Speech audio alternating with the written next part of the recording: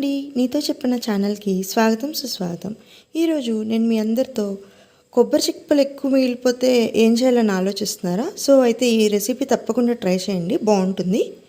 ఇది రైస్లోకి కానీ రోటీస్లోకి కానీ బాగానే ఉంటుందండి. సో దీని పేరు కొబ్బరి పచ్చడి.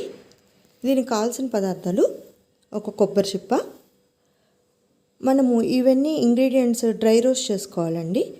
So 3 table spoons of chana dal, 2 table spoons of నువ్వులు, పావు టీ స్పూన్ మెంతులు, ఒక పావు టీ స్పూన్ జీరా, ఒక 7 ఎండుమిర్చి అండ్ ఇంత సైజ్ అంటే ఒక చిన్ని నిమ్మకాయ అంత చింతపండు, ఒక చిన్ని ముద్ద అంత బెల్లము అండ్ ఆయిల్ తాలింపుకి సరిపడా, పసుపు, టేస్ట్కి సరిపడా ఉప్పు, తాలింపు.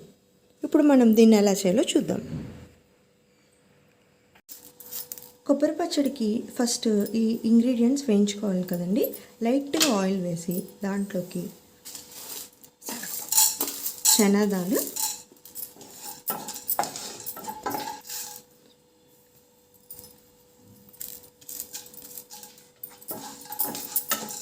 ఉరద్ దాల్, స్ప్లిట్ ఉరద్ దాల్, నెక్స్ట్ జీరా,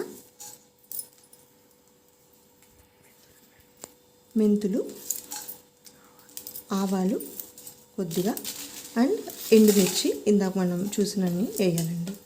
సో ఇవన్నీ లైట్గా మనం వేయించుకుంటే పచ్చడి టేస్ట్ అనేది పచ్చివాసన లేకుండా బాగుంటుంది.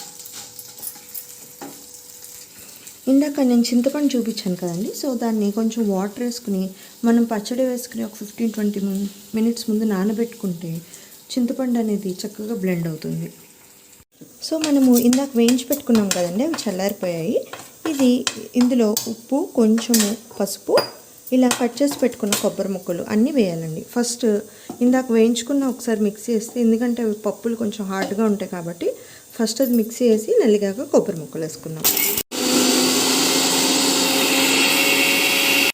ఇప్పుడు ఇది ఇలా నలిగిపోయింది కదండి, చక్కగా పౌడర్ లాగా. ఇందులో మనం కొబ్బరి ముక్కలు కూడా వేసుకున్నాం. చింతపండు కూడా ఇలా చక్కగా నానిపోయింది కదండి. ఇప్పుడు దాన్ని కూడా మిక్సీలో వేసుకుందాం. అలాగే బెల్లం ముక్క టేస్ట్కి కొద్ది.